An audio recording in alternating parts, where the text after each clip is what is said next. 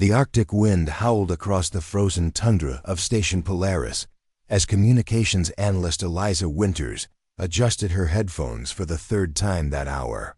The research facility hummed with the persistent drone of advanced equipment fighting against the biting cold, while outside, satellite dishes strained against blizzard conditions like metal sentinels standing guard. Eliza sat in the corner workstation, exactly where she'd been assigned since her arrival 14 months ago. Her terminal bore the faded label Signal Monitoring Support, a fancy title for listening to static that nobody else bothered with, while the field operatives got the glory and the project leaders got the respect.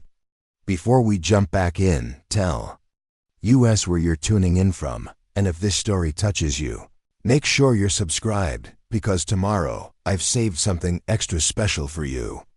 The morning briefing had already begun without her.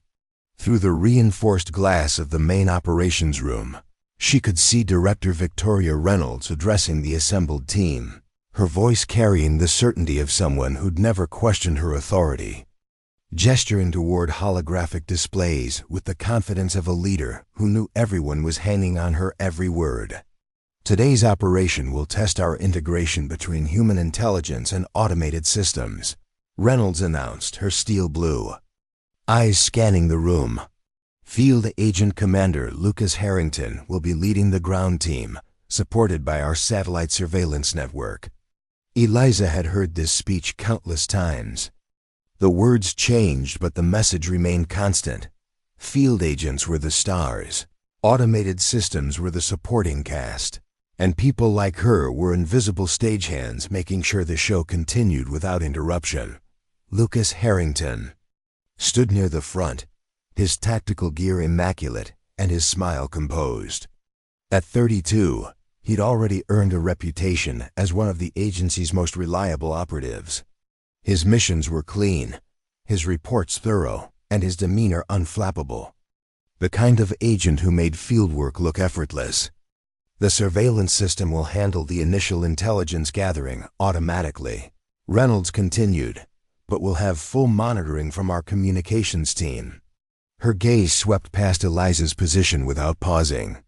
Today's operation involves a potential asset extraction. Standard procedure, textbook execution. Eliza's fingers found her specialized earpiece hanging unused around her neck. She wasn't assigned to the primary communication channel. That privilege belonged to the field coordinators and senior analysts.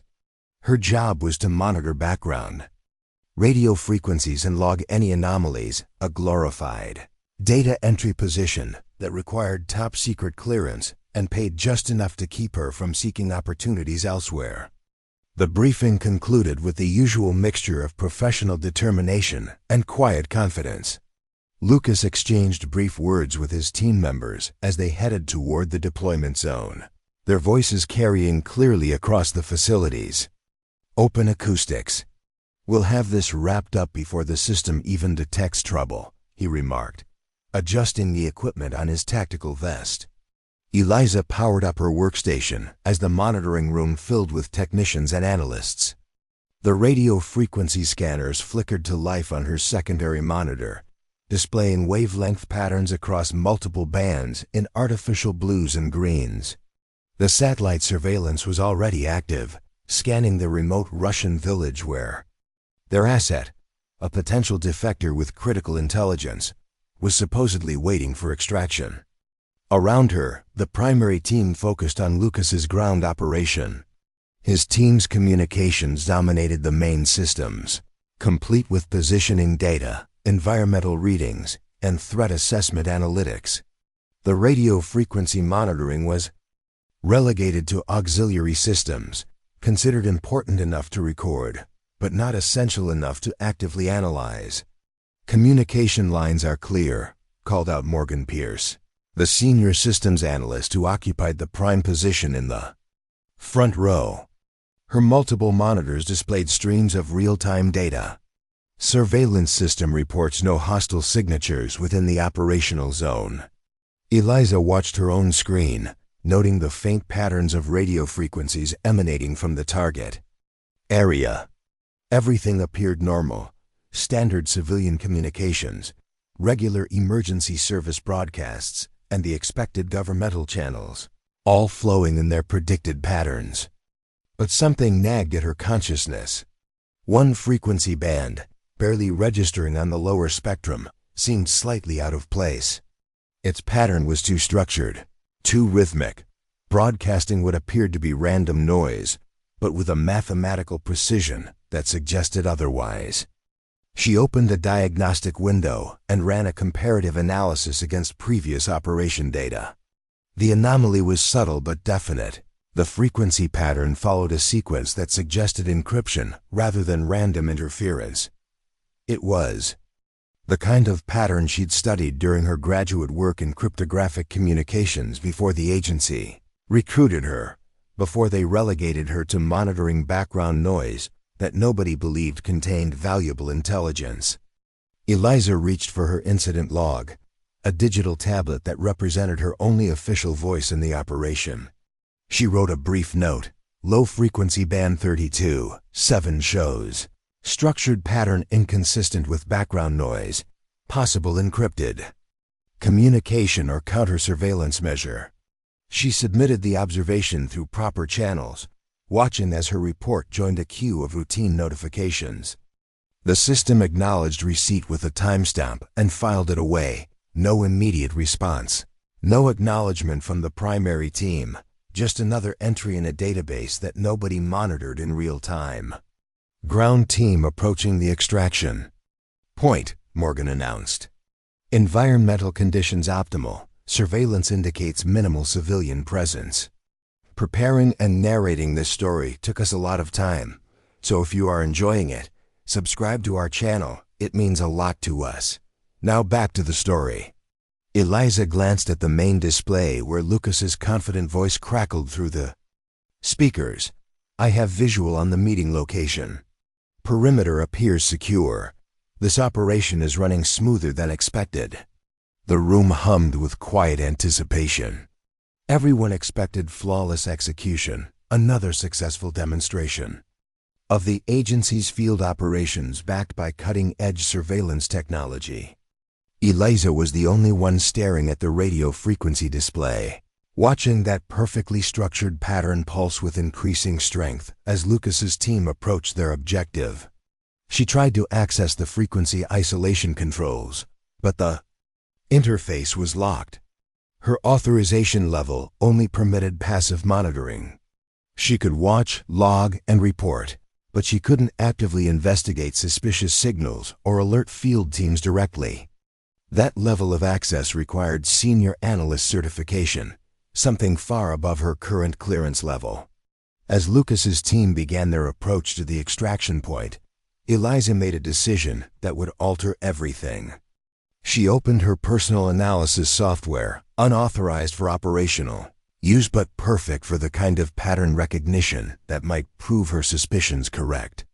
If nobody would listen to her official reports, perhaps she could build a case that couldn't be ignored.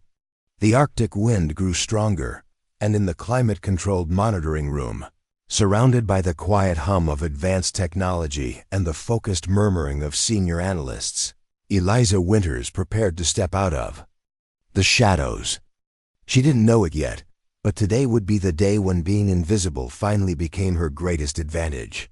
The monitoring center fell silent as Lucas's team moved into position around the small Russian village. His communication was clear and precise, his team executing their assigned roles with practiced efficiency. Eliza watched her frequency display with growing concern, her fingers hovering over a keyboard that might as well have been decorative for all the control it gave her. Asset location confirmed, Lucas announced, his voice maintaining professional composure. Moving to make contact. Surveillance confirms no hostile presence. Director Reynolds stood behind the primary monitoring station, arms crossed as she watched the textbook operation unfold. This was exactly the kind of clean execution that would look impressive in the quarterly briefings to oversight committees, field team and surveillance systems working in perfect harmony. No complications requiring intervention. But Eliza could see what they couldn't.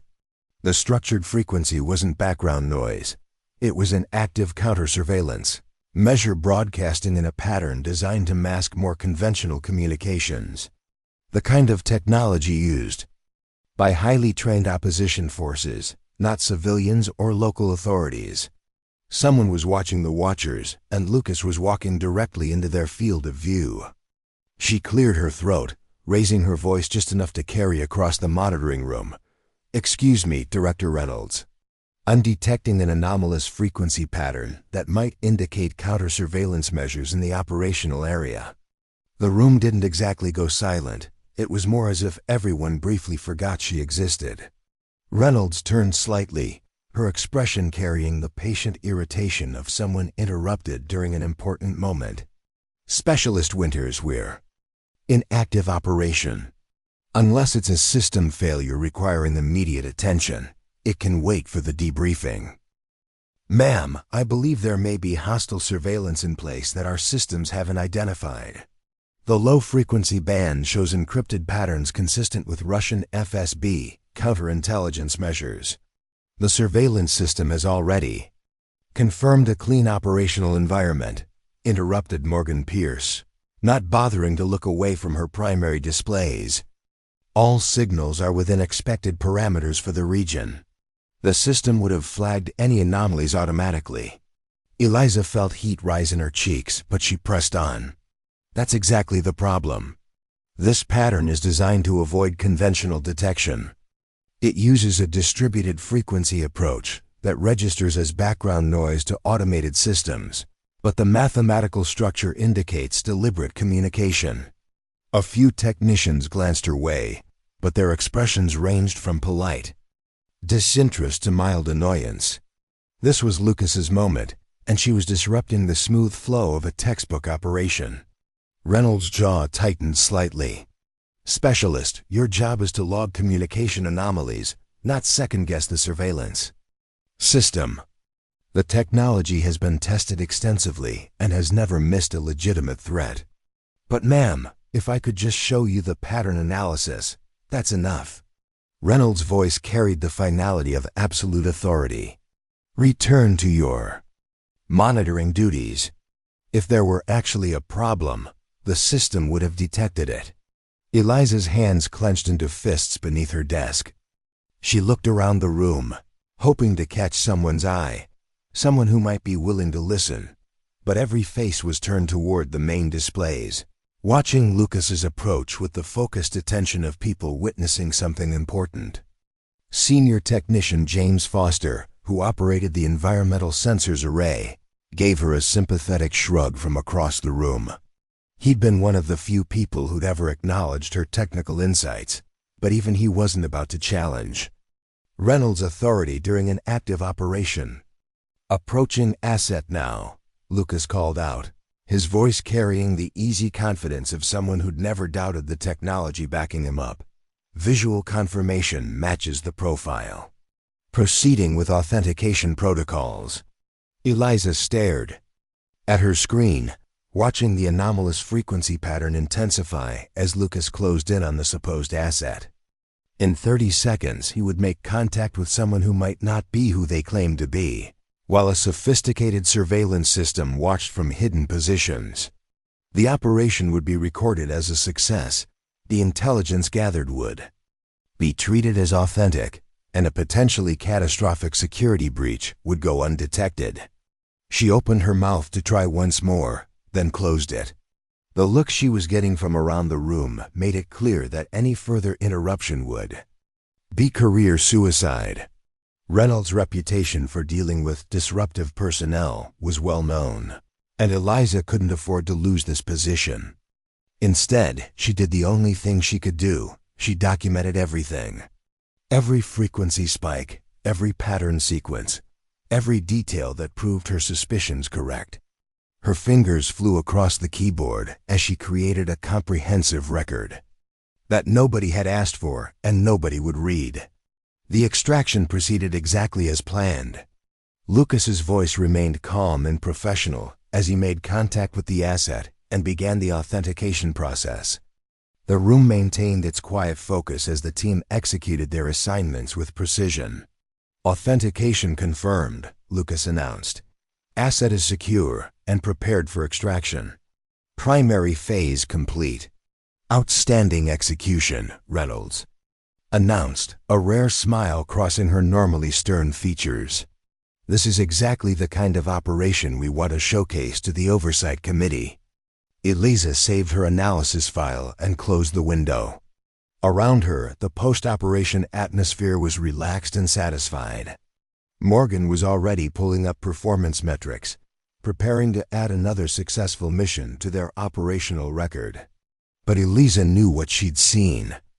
The counter-surveillance measures had remained active throughout the entire operation, tracking Lucas's team with sophisticated technology that their systems had completely missed. And now they were extracting an asset who had been under hostile observation the entire time, an asset whose intelligence would be treated as reliable despite the massive security compromise. As the team began their standard post-operation procedures, Eliza made a quiet decision. If the system wouldn't listen to her warnings, maybe it was time to find a way around the system. She'd spent 14 months being invisible, overlooked, and dismissed. Perhaps it was time to use that invisibility as a weapon. The next morning would bring another operation, another chance for Lucas to demonstrate his skills, and another opportunity for Eliza to watch from the shadows. But this time, she'd be ready. This time, she wouldn't ask permission. 2 days later, Eliza arrived early to find Station Polaris buzzing with unusual energy. Word had spread through the agency about Lucas's perfect extraction, and today's operation was being observed by visiting officials from headquarters in Langley. The stakes were higher, the scrutiny more intense, and the pressure to perform flawlessly absolutely crushing. Director Reynolds moved through the monitoring center like someone preparing for the most important presentation of her career. Her uniform was immaculate, her manner precise and focused. This wasn't just another field operation. This was a demonstration of Station Polaris's capabilities to people who controlled budgets and careers. "I want this operation to run like clockwork," Reynolds announced to the assembled team. "No deviations, no improvisation, no surprises. We follow protocol exactly as written." Eliza took her usual position in the corner, but today felt different. The visiting observers, 2 deputy directors and a civilian consultant with calculating eyes and an expensive suit, occupied specially arranged seating near the primary monitoring stations. She was further from the action than ever, literally pushed to the margins. Morgan Pierce had been promoted to lead systems analyst for the demonstration. Her workspace now commanded the center of the room, surrounded by additional displays and backup technicians. She wore the focused expression of someone determined to prove herself on the biggest stage of her career. Lucas's pre-mission briefing was flawless, delivered with the kind of confident professionalism that made senior officials nod approvingly. Today's operation was more complex, extracting intelligence from a secure location with active security measures and potential counterintelligence presence. The kind of mission that would truly test the integration between field operatives and surveillance technology. The surveillance system has been updated with the latest pattern recognition algorithms, Reynolds explained to the observers. It can now distinguish between genuine security measures and sophisticated counterintelligence in real time, with 96.8% accuracy under operational conditions. Eliza's blood ran cold. She remembered her analysis from the previous operation. The frequency anomaly that everyone had dismissed. If the surveillance system was still using the same base algorithms, it would have the same blind spots. But now, with VIPs watching and careers on the line, any suggestion of system limitations would be career suicide. The operation began flawlessly. Lucas's team deployed with textbook precision, the communications were clear, and the surveillance data flowed seamlessly between systems. Eliza watched her frequency monitors, hoping desperately that today's scenario would be different, that the blind spots she'd identified had been addressed in the system update. her hopes died 15 minutes into the operation. A familiar pattern emerged on the lower frequency band, structured noise with mathematical precision, broadcasting across the operational area. But this time, it was stronger, more sophisticated, as if whoever was behind it had refined their approach since the previous mission. Eliza's hands trembled as she pulled up her analysis tools. The patterns were similar to what she'd documented 2 days ago, but more complex. Someone had deployed advanced counter-surveillance across the entire operational zone, creating a monitoring network that their systems couldn't detect. What was worse, the surveillance system was reporting all clear, no hostile surveillance detected, no security compromises identified. The observers were leaning forward, watching Lucas's approach with keen interest.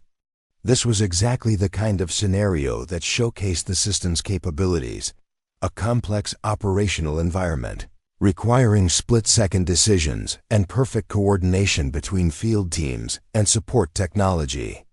Approaching target location, Lucas announced. Surveillance confirms minimal security presence, proceeding as planned. Eliza opened her mouth, then closed it. The previous week's humiliation was still fresh in her memory. Reynolds' warning about disruptive behavior echoed in her mind. Around her, everyone was focused on the perfect execution unfolding on the main screens. She tried a different approach, catching James Foster's attention with a subtle gesture. When he looked her way, she pointed at her frequency display and mouthed, "Counter-surveillance." He frowned, squinting at her screen from across the room. But before he could respond, Morgan's voice cut through the monitoring center. "Surveillance. Data is clean across all sectors," Morgan announced. "System confidence level is 97% on environmental security assessment." Eliza's heart sank. Morgan was reading from the system's automated reports, not actually analyzing the raw frequency data. The system's confidence was high because it was designed to be confident. Doubt wasn't programmed into intelligence-gathering systems. She opened a secure message window and typed a quick note to James. "Check low frequency band. 32.7. Active counter-surveillance pattern across operational zone." She sent it through the internal communication system, hoping he'd have a chance to verify her findings before Lucas reached the target location. James's workstation chimed softly as the message arrived. Eliza watched him open it, frown, and glance toward her position, but before he could respond, Director Reynolds stepped directly behind his chair. "Eyes on primary displays, Technician Foster. We need full attention on environmental data." James deleted the message without reading it completely and returned to his assigned duties. Eliza felt a hollow sensation in her stomach as her last chance for support evaporated. The operation entered its final phase. Lucas was 3 minutes from entering the target building. The observers were taking notes, and everyone in the monitoring center was focused on what promised to be another textbook demonstration of American intelligence gathering. Everyone except Eliza, who was staring at frequency patterns that screamed "trap" to anyone willing to look carefully. She had the data, she had the analysis, and she had absolutely no way to get anyone to listen. She made a decision that would haunt her for days. Opening her personal files, she began recording everything, not just the frequency data, but audio from the open communication channels, timestamp logs from the surveillance system, even screen captures of the system's confidence readings. If this operation succeeded, despite walking into a compromised environment, she would have a complete record of exactly how it happened. As Lucas approached the target building, Eliza committed herself to a path that could destroy her career. She would gather irrefutable evidence of the system's blind spot, even if no one wanted to hear it, because somewhere in the back of her mind, she knew that someday this wouldn't be a simulation. Someday, lives would depend on getting it right. The operation was declared a complete success. Lucas accessed the target location, retrieved the intelligence, and extracted without incident. The surveillance system performed flawlessly, and The visiting officials left with glowing reports about Station Polaris's capabilities. Director Reynolds received personal congratulations from both deputy directors, and Morgan Pierce found herself recommended for a performance commendation. Eliza Winters went home that night with a sick feeling in her stomach and 22 gigabytes of evidence that nobody wanted to see. 1 week later, everything changed. The morning briefing started normally enough. Reynolds stood at the front of the monitoring center, outlining the day's operation with her usual professional confidence. But there was something different in her voice, a subtle tension that suggested this wasn't just another routine mission. Today's operation is being evaluated by the Joint Intelligence Committee, Reynolds announced. If we perform well, Station Polaris could become the primary facility for advanced field operations in the Eastern European theater. This means increased funding, expanded facilities, and significant career opportunities for everyone involved. Eliza felt the weight of unspoken pressure settle over the room. This wasn't just about performing well. This was about securing the future of everyone's career. The kind of stakes that made people very reluctant to rock the boat. Lucas looked particularly focused as he prepared for his mission briefing. Word had spread that his performance today could earn him a recommendation for the agency's Elite Special Activities Division. Everything he'd worked for was riding on the next few hours. The operation began with a scenario more complex than anything they'd run before, extracting a high-value asset from a location with active security, sophisticated surveillance systems, and what the briefing described as advanced counterintelligence measures. The kind of environment where split-second decisions could mean the difference between mission success and catastrophic failure. Eliza took her position at the frequency monitoring station, her stomach knotting with familiar dread. If the counter-surveillance measure she'd been tracking appeared again, today's high-stakes environment would be the worst possible time for the blind spot to be exposed. 20 minutes into the operation, her worst fears were realized. The operational zone contained not one, but 3 distinct counter-surveillance patterns, each one broadcasting across different frequency bands, creating a sophisticated monitoring network that blanketed the entire area. The surveillance system was confidently reporting no hostile observation, but Eliza could see what the automated systems couldn't: mathematical patterns that indicated deliberate, professional counterintelligence activity. She opened her analysis tools and ran a full pattern comparison. The results were unambiguous. All 3 frequency patterns showed clear signs of active hostile surveillance. Not random background noise, not civilian communications, but deliberate counterintelligence measures designed to track any foreign operatives entering the area. Lucas was approaching his first checkpoint, his voice calm and professional over the comm system. Initial zone secured, proceeding to secondary position. Surveillance confirms clean operational environment. Eliza's hands hovered over her keyboard. She had 3 choices: stay silent and watch Lucas walk into a compromised environment, speak up and risk destroying the careers of everyone in the room, including her own, or find another way to sound the alarm without directly challenging authority. She chose a third option. Quietly, without drawing attention, she began isolating specific frequency patterns and enhancing them to make them more visible on the standard monitoring displays. If the surveillance system wouldn't recognize the patterns as suspicious, perhaps she could make them obvious enough that someone else would notice. As Lucas's team reached their second checkpoint, something unexpected happened. Morgan Pierce, monitoring the primary data streams, frowned at one of her displays. "I'm seeing some unusual patterns in the low-frequency bands," she announced, her voice carrying a note of uncertainty. "The signal distributions around the target zone appear non-standard." Eliza's heart jumped. Someone else was finally seeing what she'd been trying to report for weeks. Reynolds stepped behind Morgan's workstation, her expression tense. "What kind of irregularities?" "The frequency distributions are too uniform." Natural radio environments. Show variations from multiple sources. These patterns look almost artificial, deliberately structured. A murmur ran through the monitoring center. Lucas's voice crackled over the comm. I'm approaching the asset's location. Confirm operational. Status. Reynolds' face had gone pale. If Morgan was right, they were about to send their top field team into a compromised environment during an evaluation by the Joint Intelligence Committee, the kind of failure that ended careers and shuttered facilities. Hold position, Reynolds ordered, her voice tight with barely controlled panic. All teams maintain current locations until we can verify environmental security. The room erupted in controlled chaos. Technicians began pulling up additional data streams.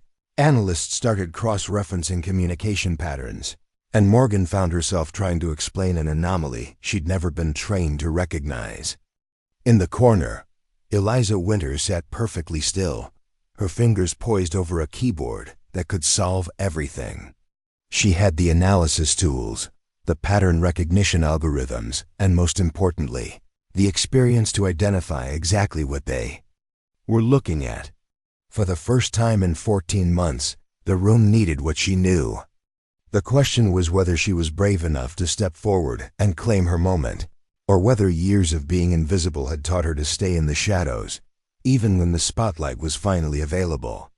As Lucas's team waited in increasingly tense silence for orders that nobody in the monitoring center was qualified to give, Eliza made a decision that would change everything.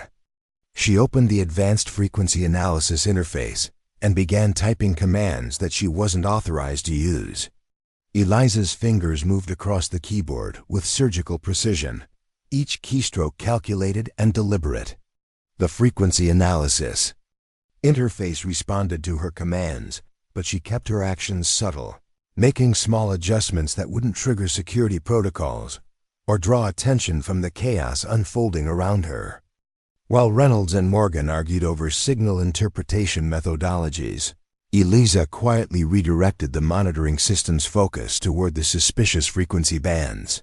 She had studied the system's capabilities for months, learning every menu and subsystem during the long hours when nobody was watching. Now that knowledge became her weapon. I need a full-spectrum analysis on all communication bands, Reynolds demanded, her voice strained with the pressure of keeping the operation from becoming a complete disaster. Morgan, can your systems differentiate between ambient frequencies and deliberate transmissions? I'm not sure, Morgan admitted, her confidence cracking under scrutiny. This isn't something we've encountered before. The standard protocols assume all frequencies are environmental unless they match known communication patterns. Eliza almost spoke up then, almost revealed that she'd been tracking exactly this type of anomaly for weeks, but something held her back.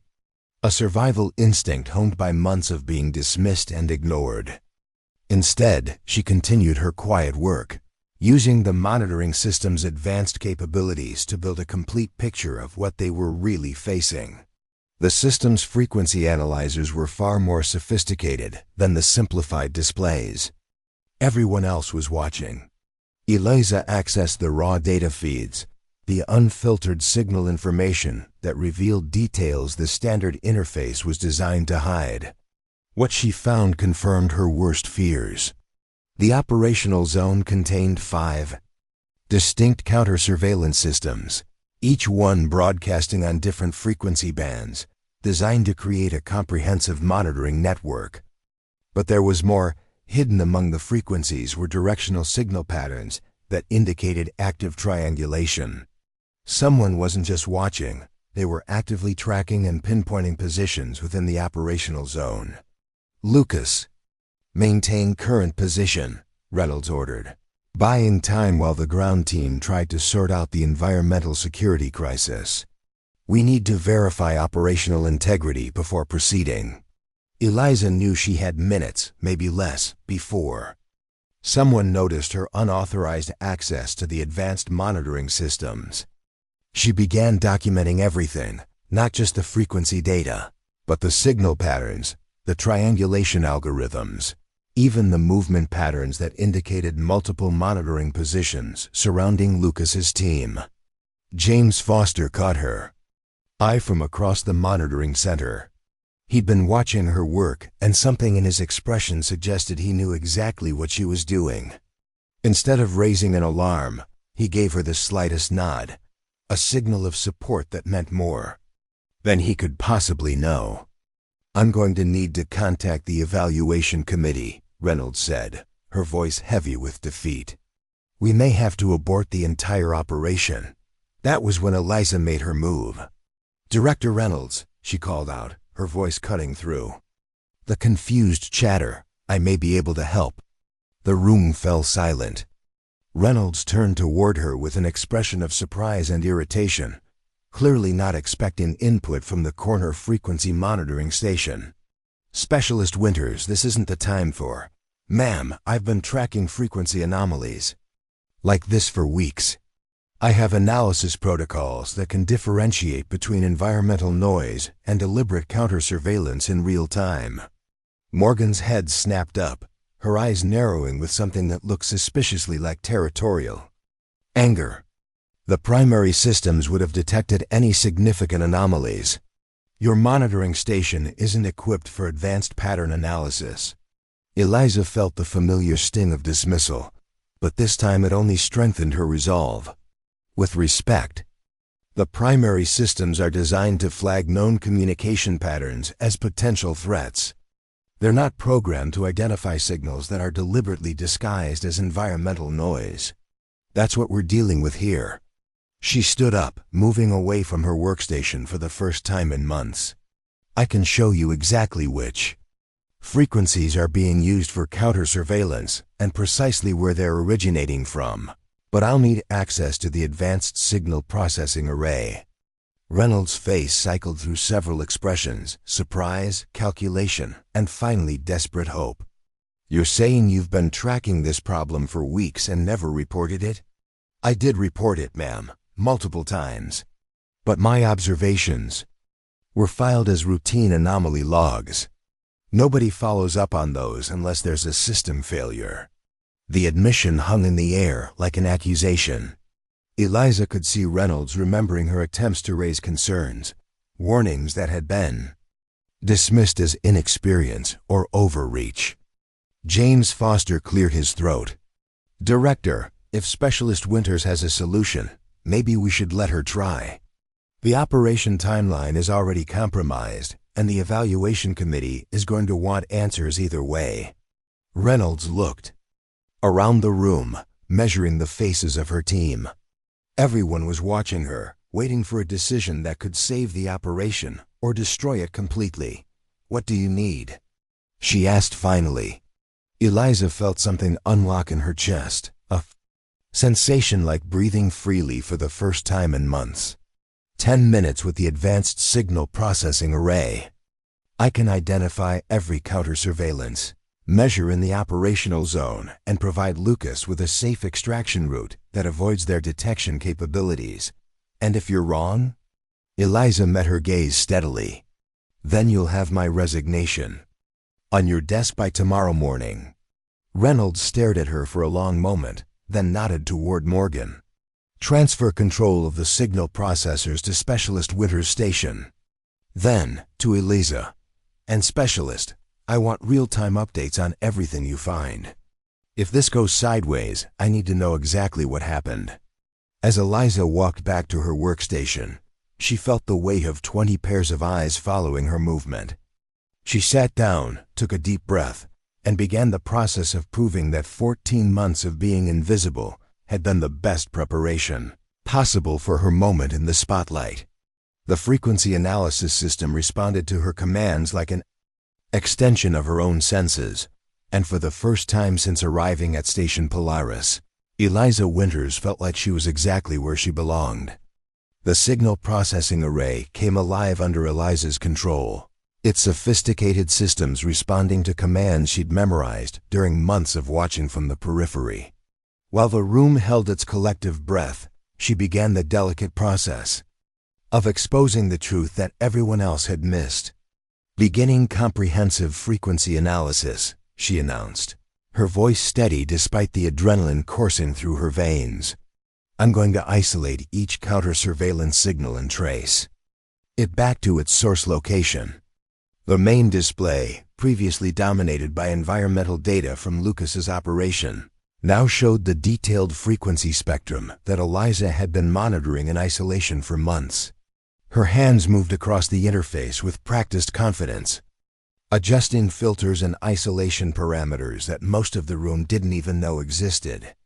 The first counter-surveillance system revealed itself within seconds. A frequency band previously dismissed as atmospheric interference showed a structured pattern that pulsed with mechanical regularity. Eliza isolated the signal and overlaid it with a standard noise template. The difference was unmistakable. "This is what deliberate counter-surveillance looks like," she explained, her voice carrying across the silent monitoring center. "Regular pulse intervals, consistent amplitude variations, and mathematical precision in the frequency shifts. It's designed to blend into background noise, but the pattern is unmistakable once you know what to look for." Morgan leaned forward, studying the display with growing comprehension. "The system never flagged it because it's broadcasting below standard communication thresholds." "Exactly," Eliza replied. "Our surveillance system is designed to look for conventional communications, radio, cellular, digital transmissions. It's not programmed to question whether background noise might actually be deliberately structured." She moved to the next frequency band, then the next, systematically exposing the elaborate monitoring network that had fooled every automated system in the facility. 5 distinct counter-surveillance systems in total, each one broadcasting on different frequencies to create a comprehensive monitoring web across the entire operational zone. But the truly stunning revelation came when Eliza triangulated the source locations. The counter-surveillance wasn't coming from random positions throughout the area. It formed a deliberate perimeter around the exact building where Lucas was supposed to extract the asset. "This isn't random counterintelligence," Eliza announced, highlighting the pattern on the main display. "This is a deliberate surveillance trap centered precisely on our extraction point. Someone knows exactly where we're going and what we're planning to do." Director Reynolds stared at the display, her face cycling through expressions of shock, horror, and professional calculation. "You're telling me that our surveillance system would have led Lucas directly into an ambush while reporting that the operational environment was secure?" "That's exactly what I'm telling you, ma'am." The implications hit the room like a physical wave. This wasn't just an operational failure, it was a fundamental flaw in the surveillance systems that the agency had been relying on for years. The kind of blind spot that could turn a successful extraction into a catastrophic loss of human assets. Morgan's voice was barely above a whisper. "How long have you been tracking these patterns?" Eliza met her gaze steadily. "I first identified suspicious frequency anomalies 3 months ago. I've submitted 11 separate reports documenting various aspects of the problem. All of them were filed as routine anomalies and never flagged for review." "Why didn't you escalate?" Reynolds demanded. "I tried, ma'am. Multiple times. But my observations were dismissed as over-interpretation or system misunderstanding.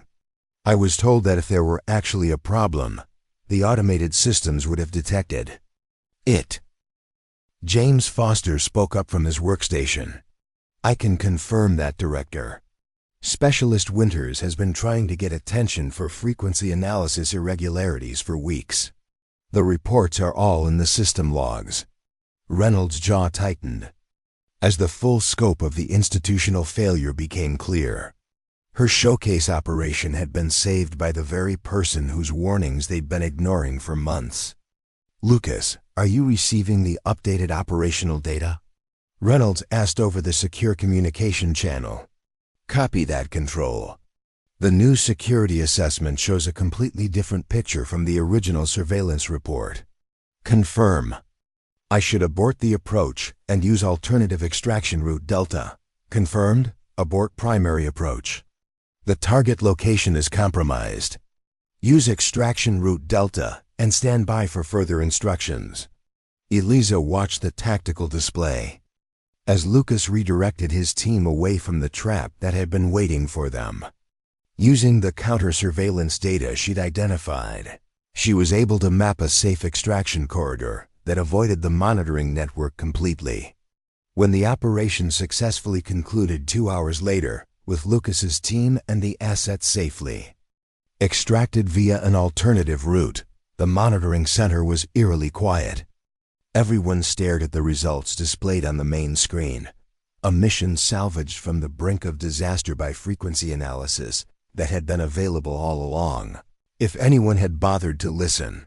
Reynolds turned toward Eliza, her expression unreadable. Specialist Winters, I need to speak with you privately. Everyone else, begin standard post-operation procedures. And Morgan, I want a full report on how our automated systems missed these frequency patterns. As the room began to empty, Eliza remained at her workstation, suddenly aware that she'd just crossed a line that couldn't be uncrossed. She'd proven her point, saved the operation, and exposed a critical flaw in the facility's primary systems. She'd also demonstrated that a junior specialist with background monitoring duties had capabilities that her superiors didn't know existed. In intelligence organizations, that kind of revelation could go one of two ways: recognition or removal.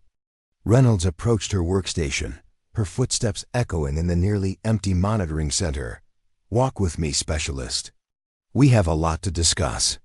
As they stepped outside into the harsh Arctic wind, Eliza realized that her 14 months of invisibility were officially over. Whether that was a good thing or a career-ending disaster remained to be seen. The conference room felt different than the monitoring center, more formal, more consequential. Floor-to-ceiling windows overlooked the frozen tundra, where the distant shapes of communication arrays stood like skeletal sentinels against the white landscape. Eliza sat across from Director Reynolds, Deputy Director Marcus Ellison from Langley headquarters, and a recording device that would capture every word of what was about to become the most important conversation of her career. Before we begin, Deputy Director Ellison said, his voice carrying the authority of someone accustomed to making decisions that affected international security, I want to confirm that this is a voluntary debriefing. You're not under investigation, Specialist Winters. We're trying to understand how a critical surveillance vulnerability went undetected for months. Eliza nodded, her hands folded calmly in her lap. After months of being ignored, this sudden attention was surreal, but she'd spent the previous night preparing for exactly this moment. Let's start with your background, Ellison continued. According to your file, you have a PhD in signals intelligence from MIT and 3 years of experience with the NSA's Advanced Signals Analysis Division. Yet you've been assigned to basic frequency monitoring for the past 14 months. Can you explain that? Eliza had anticipated this question. When I was recruited, the position was described as Advanced Signals Analysis with Development Potential. In practice, it became routine frequency monitoring.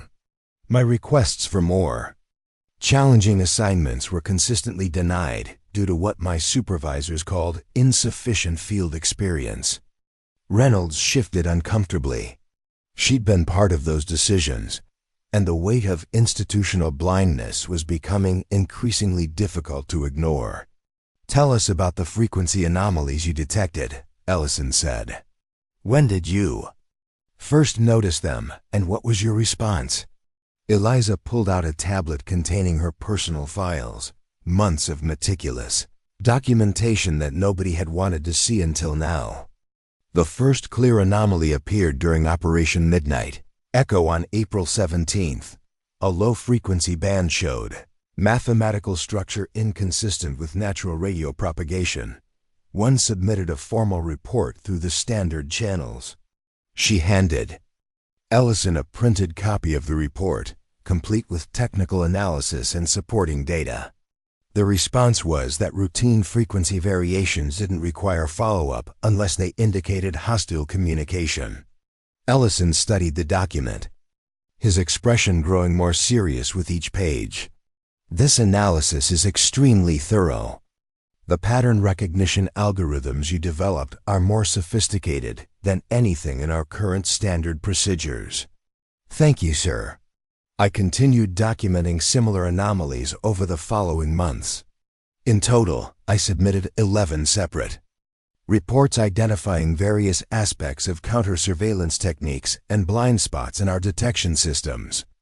Reynolds leaned forward, her voice defensive.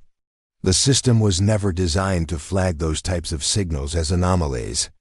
Our protocols focus on identifying conventional communications, not questioning whether environmental noise might be structured. Which is exactly the problem, Eliza replied calmly. Modern counterintelligence includes sophisticated deception technologies. Our surveillance systems need to account for that reality. Ellison's attention sharpened.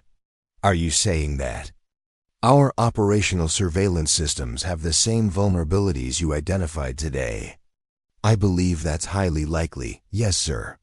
The core signal processing algorithms are identical across all field operations. If the blind spot exists here, it almost certainly exists everywhere. The room fell silent as the implications sank in. They weren't just discussing a single operational failure. They were looking at a potential vulnerability in systems that were currently deployed in active intelligence gathering worldwide. Specialist Winters, Ellison said carefully, I need you to understand the gravity of what you're suggesting. Are you prepared to stake your career on the assertion that our frontline surveillance systems have a critical flaw that's gone undetected by our most advanced testing protocols? Eliza met his gaze without flinching. Sir, I already have staked my career on it. Today, when I took control of the signal processing array without proper authorization, I violated several protocols that could result in termination proceedings. I did it because the alternative was watching Lucas walk into a trap while our systems reported a secure environment. Why didn't you speak up sooner? Reynolds demanded. If you knew there was a problem, why did you wait until the middle of a high-stakes operation? For the first time, Eliza's composure cracked slightly. I tried to speak up, ma'am, multiple times. But every attempt was dismissed as overinterpretation or misunderstanding. I was told that if there were actually a problem, the system would have detected it.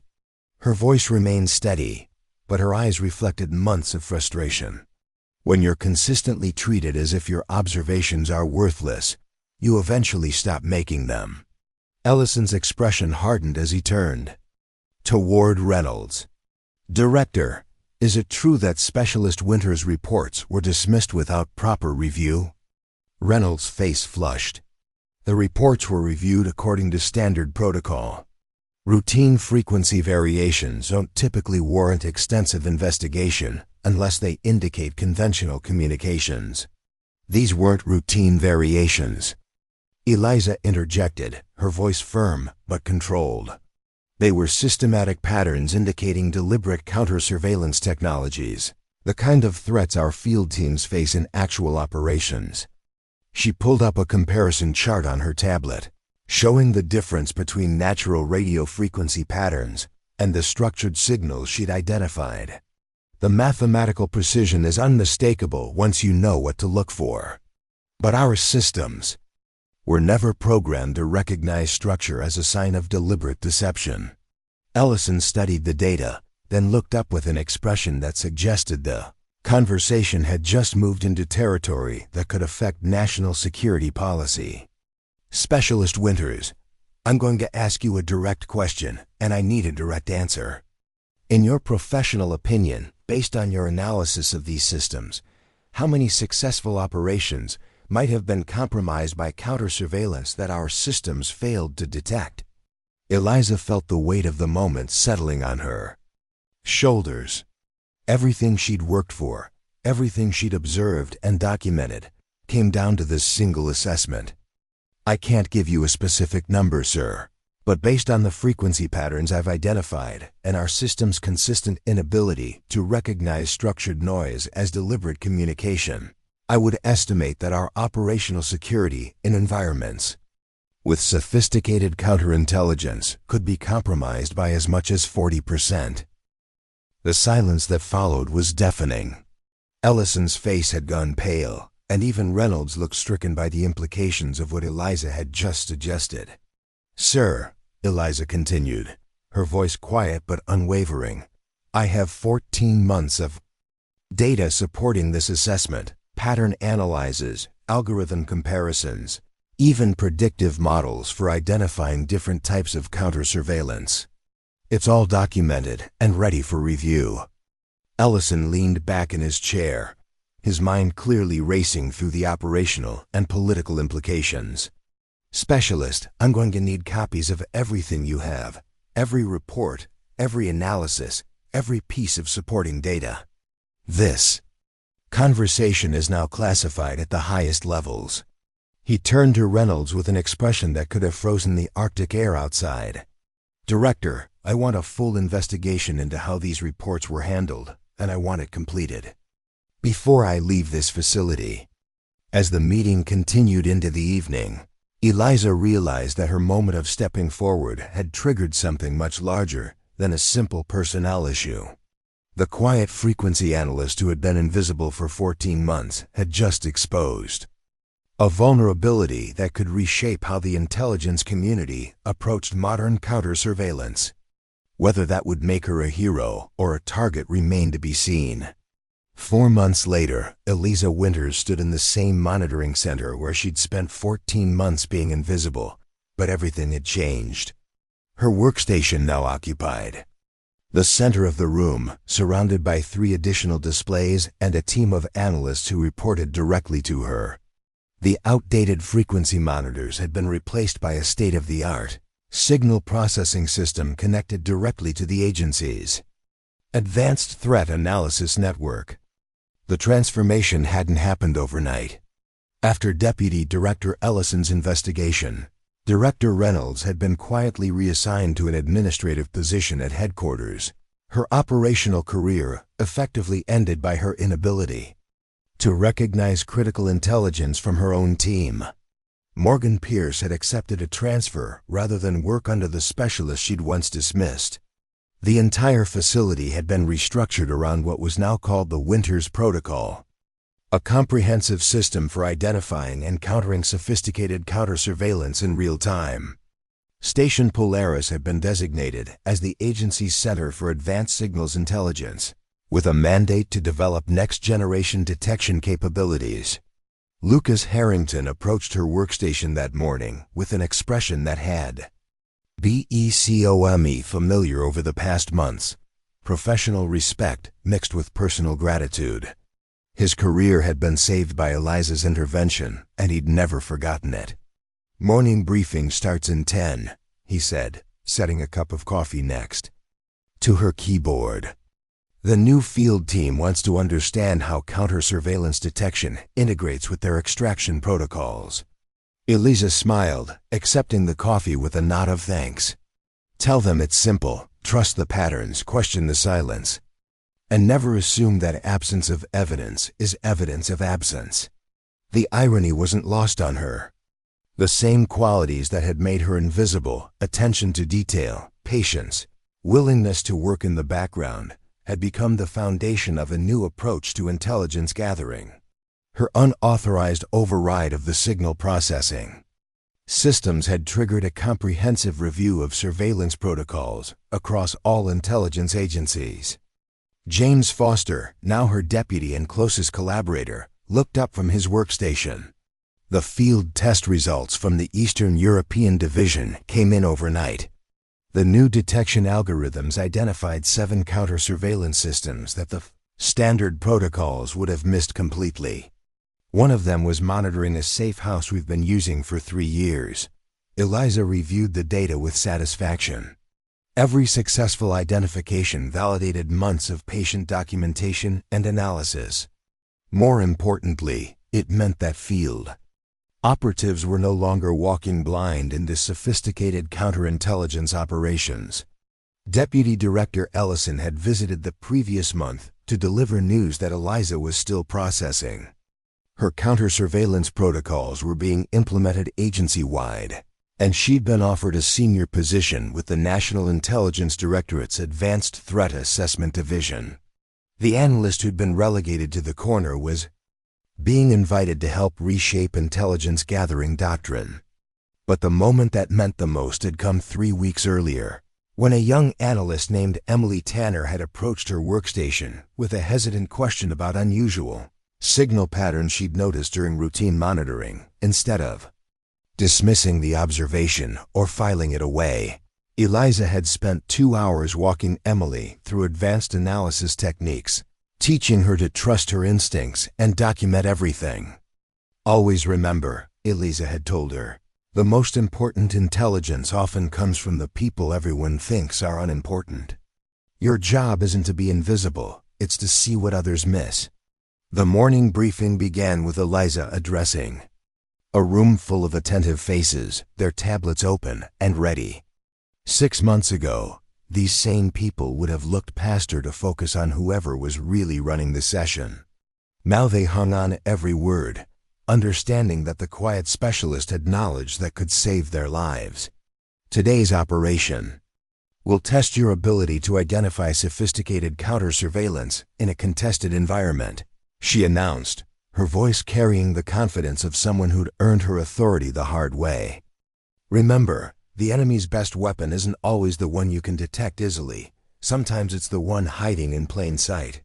As the team dispersed to their stations, Eliza took a moment to look around the monitoring center that had been her professional prison and was now her domain. The same equipment glowed with the same data streams, but the context had completely changed. She was no longer watching from the shadows. She was the person others looked to for guidance. Her secure tablet chimed with a message from Deputy Director Ellison. "Eliza, the National Security Council wants a briefing on the Winters Protocol next month. Your presence is requested. This is the kind of recognition that launches careers." Eliza typed a brief response. "Honored to participate. Sir, we'll prepare comprehensive briefing materials."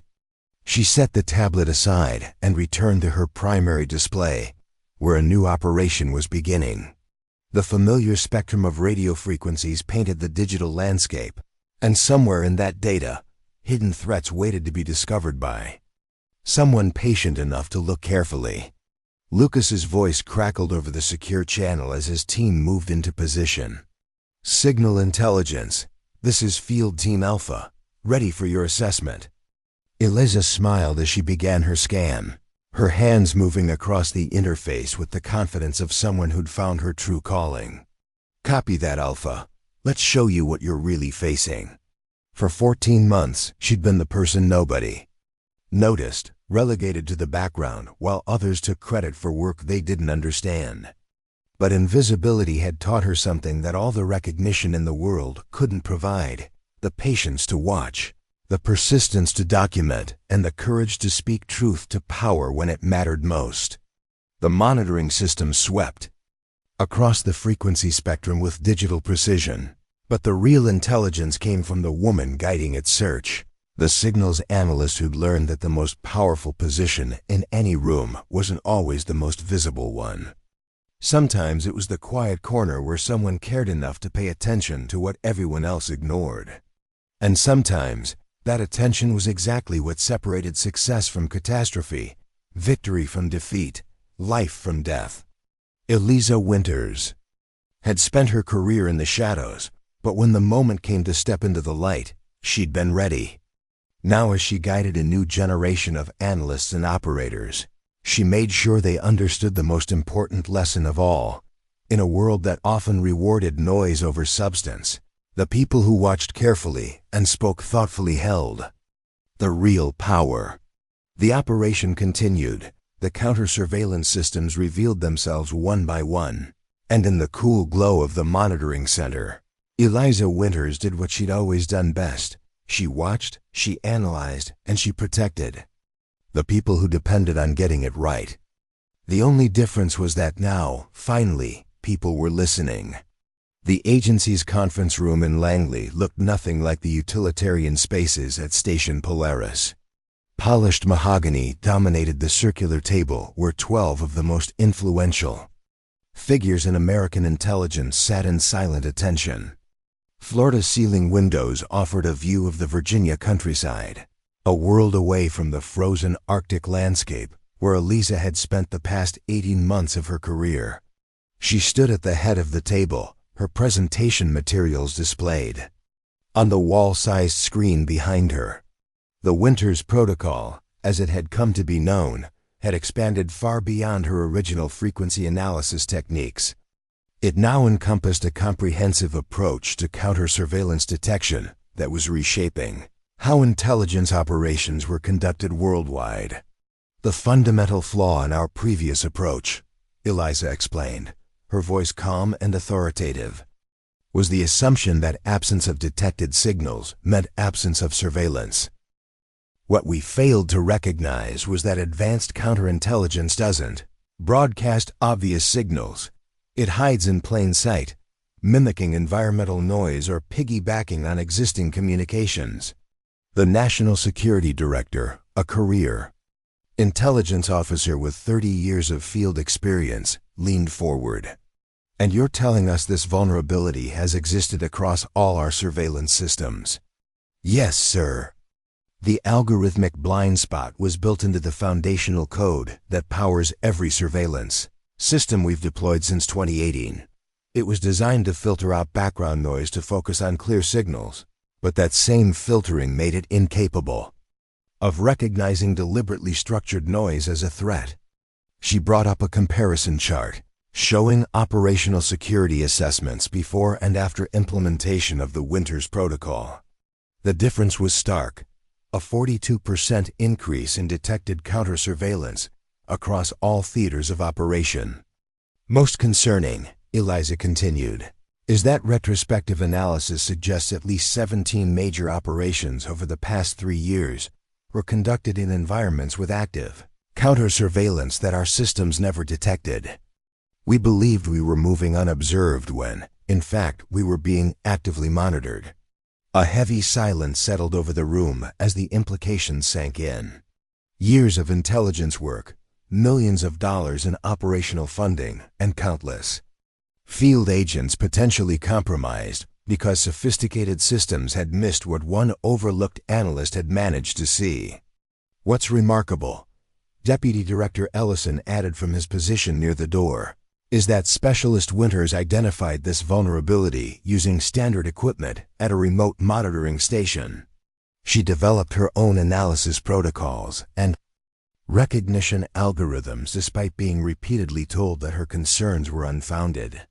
The CIA director, a woman whose steely gaze had intimidated presidents, studied Eliza with new interest. "Why did you persist, Specialist?" After multiple rejections, most analysts would have dropped the matter and focused on their assigned duties. It was the question Eliza had been asking herself since that pivotal day 4 months ago. Why had she continued documenting patterns that nobody wanted to see? Why risk her career to challenge a system that seemed determined to ignore her? "Because the patterns were real, ma'am," she answered simply. "And because I believed that someday, someone's life would depend on getting it right. I couldn't walk away from that responsibility, even when the easier path would have been to stay silent." The director's expression softened almost imperceptibly. "That's the essence of true intelligence work, isn't it? Seeing the patterns that others miss, and having the courage to speak up when those patterns suggest danger." The conversation shifted to implementation strategies, budget allocations, and personnel requirements. The Winters Protocol would require a complete overhaul of surveillance systems across all intelligence agencies, a massive undertaking that would consume resources and challenge institutional norms.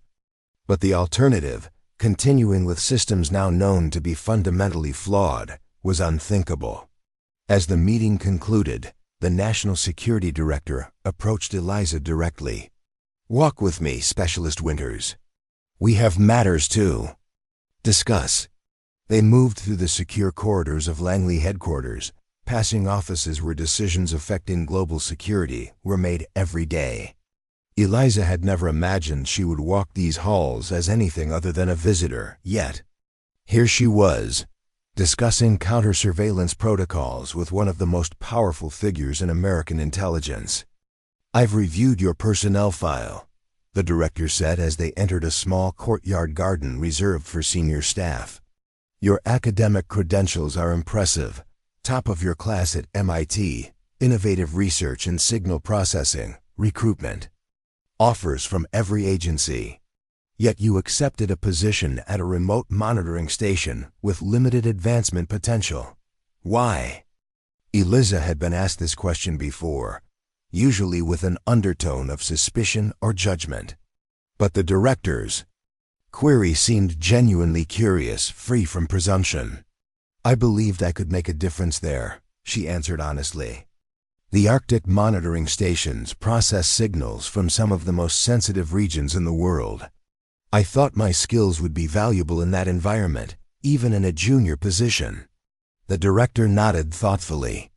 "And when you found yourself relegated to routine monitoring duties? When your expertise was overlooked? I focused on the work that needed to be done, not the recognition I thought I deserved. The patterns I was seeing in the frequency analyses were too important to ignore, regardless of my position in the hierarchy." They paused beside a small fountain, its gentle sound providing cover against potential electronic surveillance, a habit ingrained in career intelligence officers, even in secure locations. "I'm establishing a new division," the director said without preamble. "The Advanced Signals Intelligence Group, reporting directly to my office. Its mandate will be to develop next-generation detection capabilities and train analysts to recognize the patterns that our automated systems miss. I want you to lead it." Eliza felt a momentary vertigo, as if the solid ground beneath her feet had suddenly shifted. "Ma'am, that's a senior position requiring years of administrative experience, and—" the director raised a hand, stopping her mid-sentence. "Experience comes in many forms, Specialist Winters. You've demonstrated something far more valuable than administrative expertise, the ability to see what others miss, even when it costs you personally to point it out. That's the quality I need leading this division." She handed Eliza a secure tablet containing the formal offer, a position 3 levels above her current rank, with resources and authority that career intelligence officers spent decades working toward. "You have 48 hours to consider the offer," the director continued. "But before you decide, there's something else you should know. The counter-surveillance patterns you identified, they weren't random. Preliminary analysis suggests they were specific to our operational protocols, designed to exploit the exact blind spots in our systems." Eliza felt a chill that had nothing to do with the autumn breeze. "You're suggesting deliberate targeting.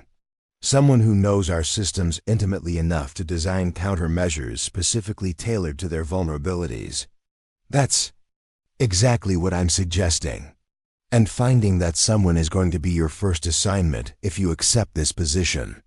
The implications were staggering, not just a technical vulnerability, but potentially a human one. Someone with inside knowledge of American intelligence systems was designing counter-surveillance specifically calibrated to remain invisible to those systems.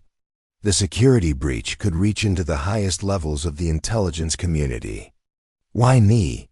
Eliza asked, the question escaping before she could reconsider. "There are dozens of senior analysts with more experience handling sensitive counterintelligence operations." The director's expression remained impassive, but her eyes reflected a cold calculation. "Because you've already proven you can see patterns that everyone else misses. Because you persisted when the system tried to silence you. And because whoever is behind this won't see you coming. They'll be looking for a traditional counterintelligence investigation, not an analyst who spent 14 months being invisible." Eliza understood then. Her greatest liability, her background as an overlooked specialist, was being transformed into her greatest asset. The person who had learned to work in the shadows was being asked to step into them again. This Time by choice rather than circumstance. 48 hours, the director repeated, turning to leave. Choose carefully, Specialist Winters. The position comes with significant authority, but also with risks that don't appear in the formal offer. As Eliza watched the director walk away, she felt the weight of the decision before her. The tablet in her hand represented everything.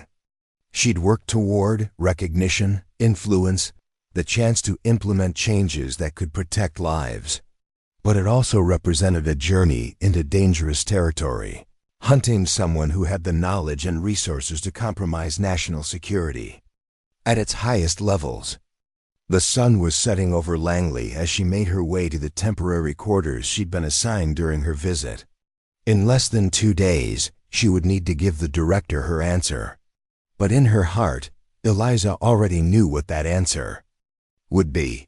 The same instinct that had driven her to document frequency anomalies no one wanted to see was now pushing her toward a challenge few would have the courage to accept. The path forward wasn't clear, but clarity had never been what drove Eliza Winters. It was the patterns hidden in the noise, the truth concealed beneath layers of deception, that had always called to her. And now that call was stronger than ever. 6 weeks later, Eliza stood in her new office at Langley, surrounded by screens displaying data feeds from monitoring stations around the world. The Advanced Signals Intelligence Group had been assembled with remarkable speed. 12 analysts chosen for their unconventional thinking and attention to detail rather than their rank or connections. Most, like Eliza herself, had been overlooked in their previous positions, their insights ignored or dismissed by superiors who prioritized protocol over innovation. James Foster had been her first recruitment, accepting the senior analyst position without hesitation. "Someone needs to keep you grounded when all this authority goes to your head," he'd joked during his orientation. But behind the humor was a genuine commitment to the work they'd begun at Station Polaris, identifying the patterns that others missed and having the courage to act on what they found. The investigation into the counter-surveillance systems had begun immediately, with Eliza's team conducting a comprehensive review of every detected pattern over the past 3 years. They were looking for commonalities, signatures that might identify the source or at least narrow down the possibilities. It was painstaking work, requiring both technical expertise and intuitive leaps that conventional analysis might miss. "I think I found something," announced analyst Sophia Reyes, a former NSA cryptographer who had been sidelined after challenging her department's reliance on outdated decryption methods. "There's a recurring mathematical signature in the frequency modulation patterns. It's subtle, but it appears across multiple geographic regions and operational theaters." Eliza moved to Sophia's workstation, studying the highlighted patterns with growing interest. "It's like a fingerprint," she murmured. Not part of the functional design, but a stylistic choice that the designer either couldn't or wouldn't eliminate. "Exactly," Sophia agreed.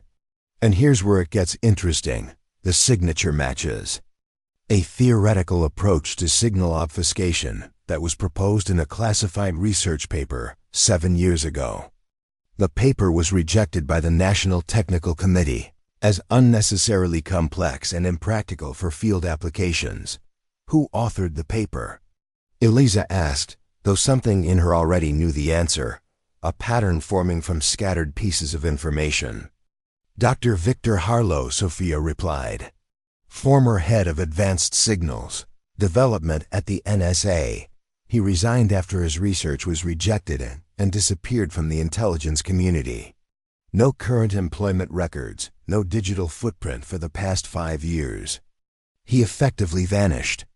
The name triggered a memory, a lecture Eliza had attended during her graduate studies, where a brilliant but clearly frustrated researcher had presented theories on signal processing that had seemed almost prophetic in their vision of future counter-surveillance techniques. She remembered being impressed not just by the technical content, but by the passion with which he'd argued for a complete paradigm shift in how intelligence agencies approached signal detection. Pull everything we have on Harlow, Eliza instructed. Academic background, professional history, personal connections, anything that might help us understand where he went and who he might be working with now. As Sophia began compiling the information, Eliza turned to the larger question that had been haunting her since the director's revelation. Why would someone with Harlow's expertise design counter-surveillance systems, specifically calibrated to exploit American intelligence vulnerabilities? Was it professional vindication after having his research dismissed? Financial gain from selling? His expertise to hostile actors? Or something deeper, an ideological objection to how intelligence was being gathered and used? The dossier on Victor Harlow painted a picture of a brilliant but increasingly isolated figure.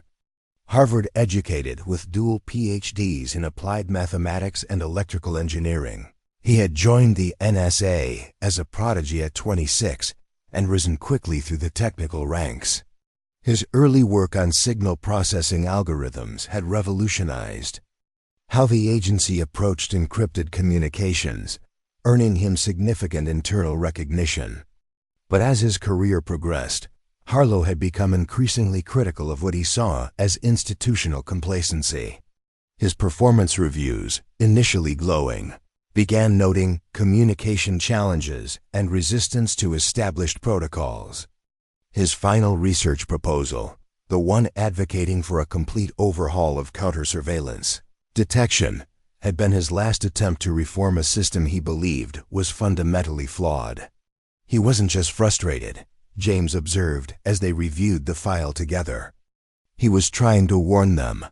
His research predicted exactly the kind of blind spots that you identified at Station Polaris. He saw the vulnerability years before anyone else, and when no one would listen, he decided to prove his point. Eliza finished, the pattern suddenly crystal clear. He's not working for a hostile power. He's conducting the world's most elaborate "I told you so." The realization shifted everything. They weren't hunting a traitor motivated by greed or ideology.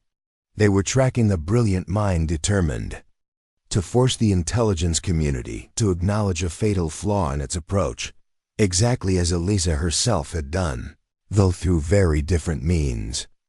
"We need to find him," she said, closing the file. "Not to arrest him, but to understand the full scope of what he's done. If he was right about the counter-surveillance vulnerabilities, what else might he have identified that we're still missing?" The search for Victor Harlow became the division's top priority, conducted with a level of discretion that excluded even most senior intelligence officials. If Harlow had indeed designed counter-surveillance specifically to expose American vulnerabilities, the fewer people who knew about the investigation, the better. Traditional methods of tracking proved useless. Harlow had left no digital trail, maintained no known associates, and had liquidated his assets through a complex series of transactions that effectively erased his financial footprint. It was as if he had applied his understanding of signal concealment to his own life, becoming background noise in a world of identifiable patterns. But Eliza had learned to see what others missed, and now she applied that skill not to frequency, patterns, but to the scattered traces of a man who had become a ghost. "If I were trying to prove a point about surveillance blind spots," she mused during a late-night strategy session with her core team, "I wouldn't just disappear. I'd position myself somewhere that demonstrated the failure I was trying to expose." "Somewhere hiding in plain sight," James agreed. "Visible to anyone who knew how to look properly, but invisible to conventional detection methods." The breakthrough came from an unexpected direction. While reviewing Harlow's personnel file, for the third time, Eliza noticed a brief reference to a hobby mentioned during the security clearance interview: restoration of vintage radios and signal processing equipment. It was the kind of detail easily overlooked in the search for significant connections, but it triggered a new line of inquiry. Cross-reference specialty electronics suppliers with shipping addresses within 100 miles of major intelligence facilities, she instructed the team. Look for patterns in component purchases that would be consistent with building sophisticated signal processing equipment. The search yielded 17 possibilities, individuals regularly purchasing components that could be used for legitimate hobby purposes but also aligned with the requirements for building advanced signal manipulation devices. Further filtering based on demographic profiles, purchase patterns, and proximity to sensitive locations narrowed the list to 3 candidates. The third name on the list stopped Eliza cold. Robert Stevens, a technical consultant living in a modest house just 20 miles from Langley itself. His purchase history showed a sophisticated understanding of signal processing equipment, and his consulting business specialized in communication security for small businesses. The perfect cover for someone who needed legitimate reasons to discuss surveillance countermeasures. But it wasn't the name or location that convinced Eliza they had found their target. It was a small detail in the property records. The house had been purchased exactly 1 month after Victor Harlow's resignation from the NSA, and the down payment precisely matched the final withdrawal from Harlow's last known bank account. "He's been here the whole time," she said softly, watching the intelligence community scramble to address vulnerabilities he identified years ago, probably intercepting our communications about those very efforts. The director authorized it devised surveillance operation with strict parameters, observation only, no engagement, absolute discretion. If Robert Stevens was indeed Victor Harlow, he would recognize conventional surveillance methods immediately. The approach would need to be as innovative as the man they were watching. Eliza designed the operation herself, applying the principles of the Winters Protocol not to detecting counter-surveillance, but to implementing it. If Harlow had learned to hide his signals in the background noise, they would need to do the same, becoming invisible not through absence, but through deliberate mimicry of expected patterns. For 3 weeks, the team gathered intelligence on Stevens' movements, communications, and activities. The picture that emerged was both fascinating and disturbing. He lived a carefully structured life that minimized digital footprints, while maintaining the appearance of a successful but unremarkable consultant.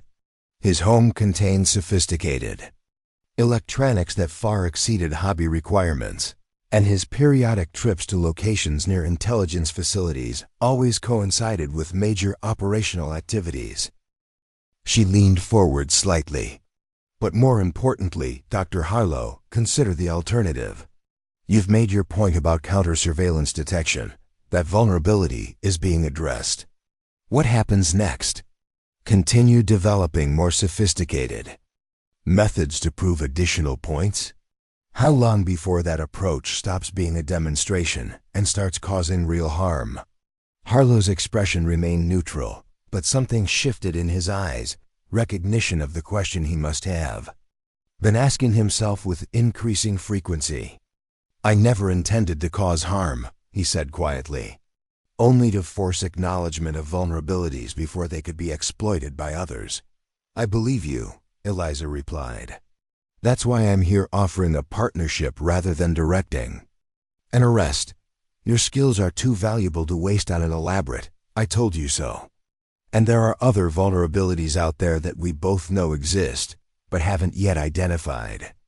The chess game between them had reached a critical juncture, multiple possible paths forward, depending on the next few moves.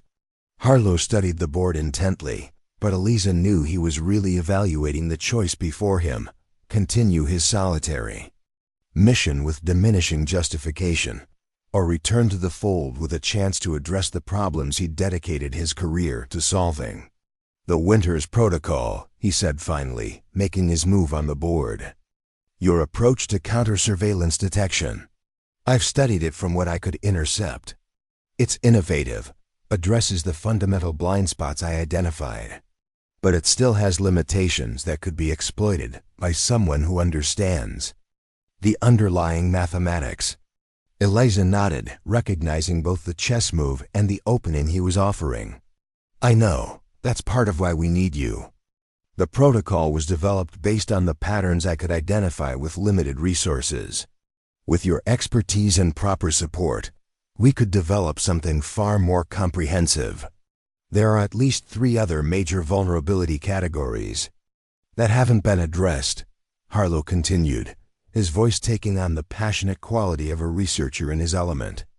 Quantum-resistant encryption backdoors, artificial intelligence blind spots and pattern recognition, and deep signal embedding techniques that piggyback on legitimate transmissions. I've developed theoretical models for all 3, but haven't had the resources to fully test them. Those are exactly the kinds of forward-looking threats my division was created to address, Eliza said, moving her bishop to counter his latest advance. Working together, we could develop detection protocols before the vulnerabilities are widely known, rather than after they've been exploited. For several moments, Harlow was silent, his attention ostensibly on the chess game, but his mind clearly processing the broader implications of her offer. When he finally spoke, his voice carried a new note, cautious hope tempered by years of institutional disappointment. I want to meet with the director personally before making any commitments. And I want assurances in writing about the scope of immunity and my role in the division. Both reasonable requests, Eliza agreed. I'm authorized to arrange a secure meeting, and the legal parameters can be formalized once preliminary terms are agreed upon. She advanced her queen to a powerful position. Check again. Harlow studied the board with new respect, recognizing that she had been developing a subtle strategy while their conversation unfolded. He moved his king to the only safe square. You play like you analyze frequency patterns, he observed. Patient, methodical, seeing connections that aren't immediately obvious. They were fools to keep you in the background for so long. Just as they were fools to dismiss your research, Eliza replied. But institutions can learn from their mistakes if the right people force them to pay attention. She moved her rook to the now exposed position. Checkmate. Harlow examined the board, tracing the combination that had led to his defeat, moves that had seemed innocuous until they suddenly weren't, positions that appeared strong until they became traps.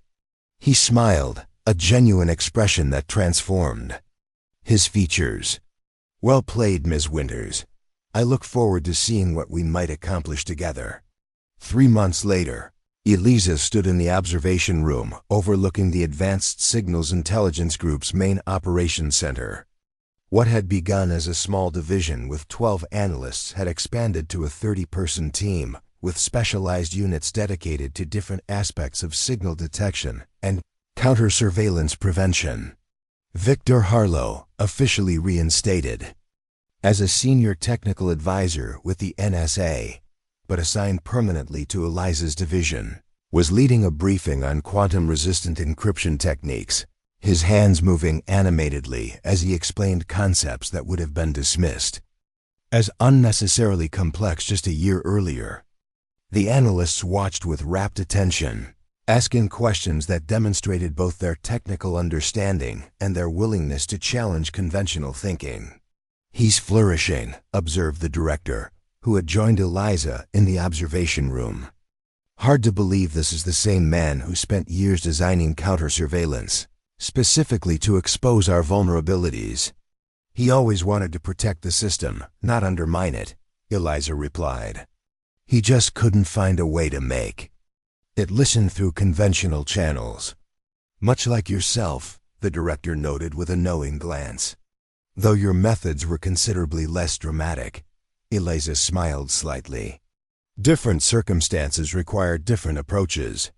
The important thing is that the vulnerabilities are being addressed before they can be exploited by genuine adversaries. Below them, Harlow had moved to a demonstration of a new detection algorithm, one that combined his theoretical models with practical applications developed by the division's analysts.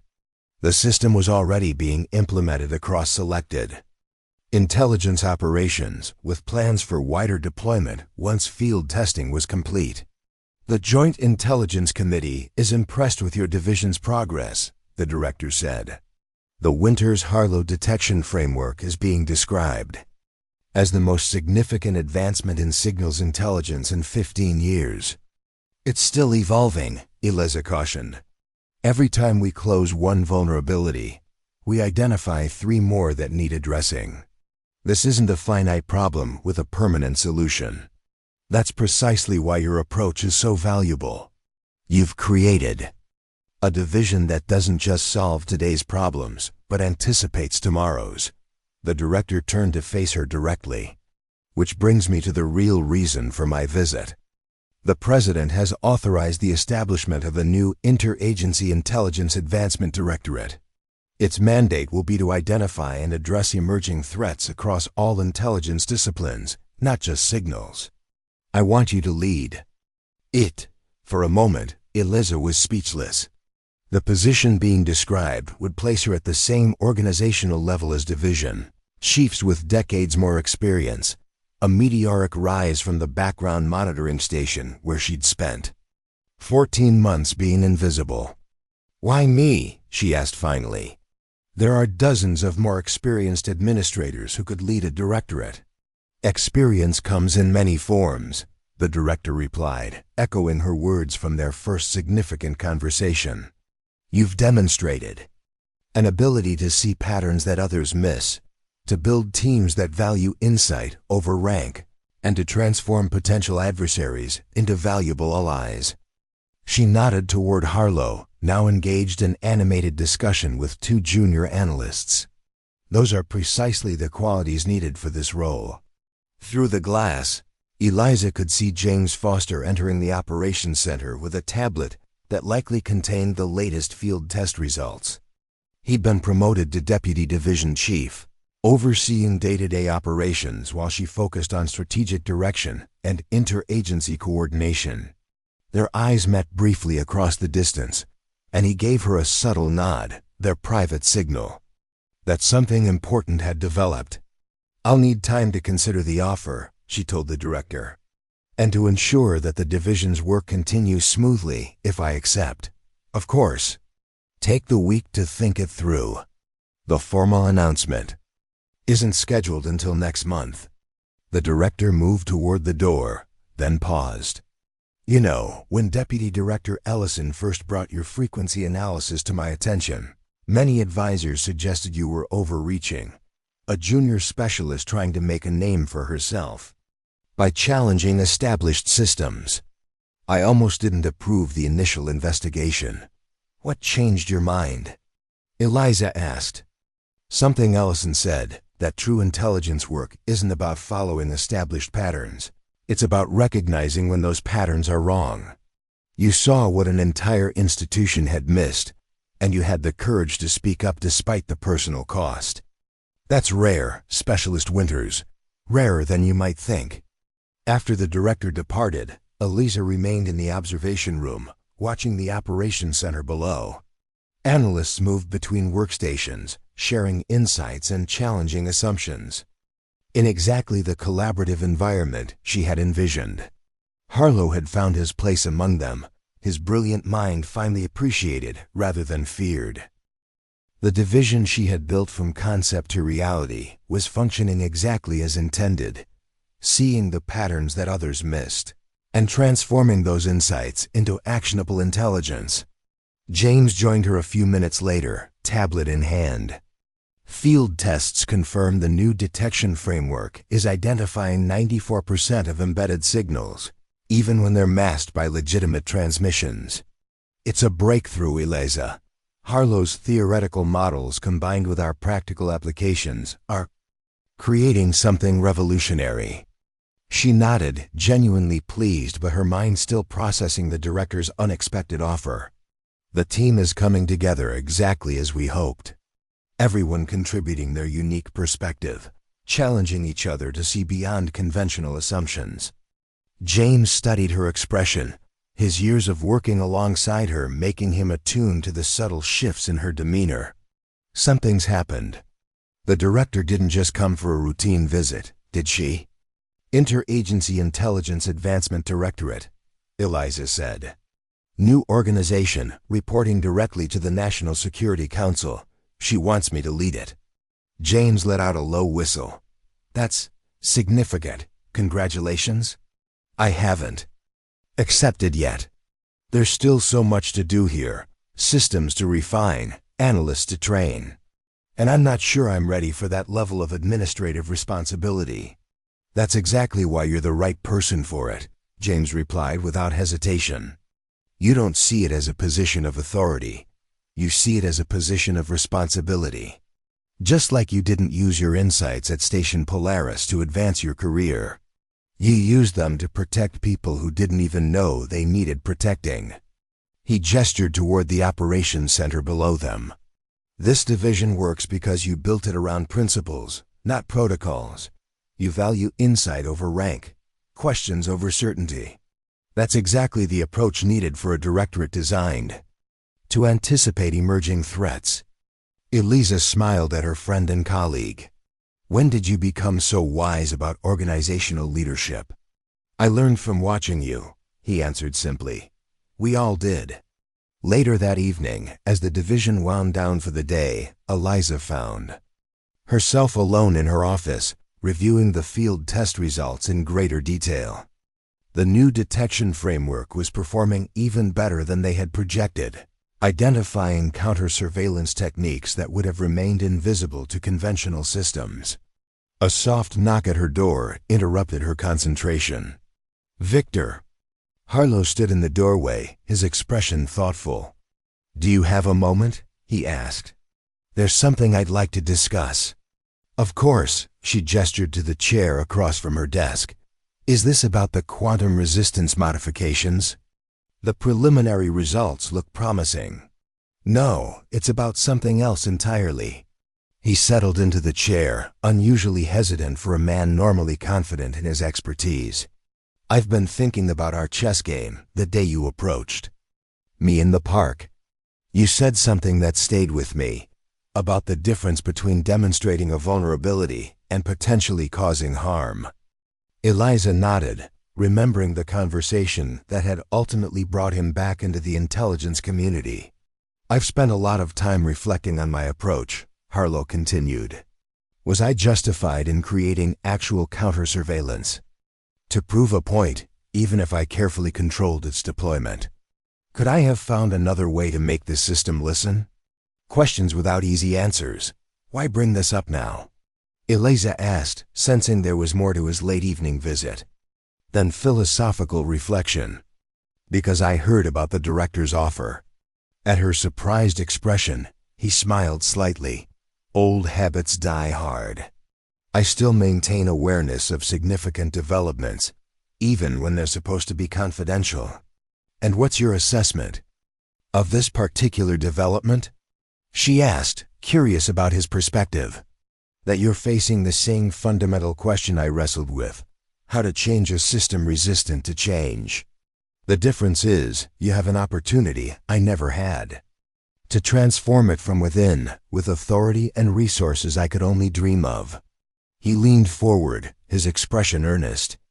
The intelligence community needs this directorate, and it needs someone leading it, who understands that institutional blind spots are often more dangerous than external threats. Someone who values the insights of overlooked analysts and recognizes patterns that traditional approaches miss. Eliza considered his words carefully. There's a vast difference between leading a specialized division and directing an interagency organization. The politics alone would be challenging, not to mention the resistance from established powers. Of course there will be resistance, Harlow agreed. Meaningful change always faces opposition. But consider the alternative, leaving these decisions to people who've never experienced what it's like to see a critical vulnerability and be ignored. People who haven't learned firsthand the cost of institutional arrogance. His words echoed her own thoughts, the considerations that had been weighing on her mind since the director's offer. The position represented not just a career advancement, but an opportunity to reshape how intelligence was gathered, analyzed, and acted upon across the entire community. When I was developing my counter-surveillance systems, Harlow said quietly, I told myself I was serving a greater good by forcing acknowledgement of critical vulnerabilities. But there was pride in that decision too, the wounded ego of a brilliant man whose insights had been dismissed. You've achieved what I couldn't. Recognition and influence without compromising your principles or putting others at risk. Don't underestimate how rare and valuable that is." Eliza nodded, understanding the complex mixture of regret and hope behind his words. For all his brilliance, Harlow had been forced outside the system he'd tried to protect, his methods ultimately undermining his message. She had found a different path, persistence within the system, documenting evidence that couldn't be ignored and stepping forward at the critical moment when everything was at stake. "Thank you for your perspective," she said sincerely. "It means a great deal, especially coming from you." After Harlow left, Eliza stood at her office window, looking out at the lights of Langley spread across the Virginia landscape. 14 months ago, she had sat in a corner monitoring station at Station Polaris, watching frequency patterns that no one else bothered to examine closely. Now she was being offered the chance to reshape how the entire intelligence community approached emerging threats, to build an organization specifically designed to see what others missed. The path forward wasn't clear, but clarity had never been what drove Eliza Winters. It was the patterns hidden in the noise, the truth concealed beneath layers of deception, that had always called to her. And now that call was taking her to a place she had never imagined, but where she suddenly realized she belonged. 1 week later, Eliza accepted the director's offer. The formal announcement would come later, along with the inevitable politics and resistance that accompanied any significant change in the intelligence community. But for now, she focused on ensuring that the division she had built would continue its vital work, seeing the patterns that others missed and transforming those insights into protections for people who would never know how close they had come to danger. In the quiet moments between meetings and briefings, Eliza sometimes thought about that pivotal day at Station Polaris, when a background frequency analyst had chosen to step forward rather than remain silent.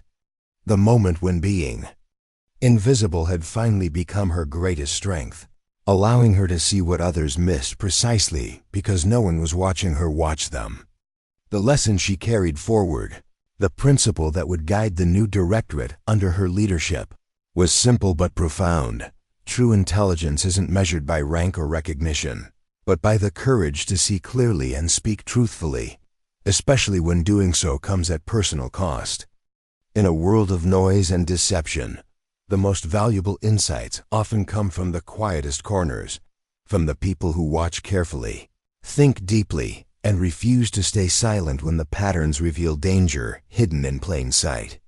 Up next, you've got 2 more standout stories right on your screen. If this one hit the mark, you won't want to pass these up. Just click and check them out. And don't forget to subscribe and turn on the notification bell so you don't miss any upload. From us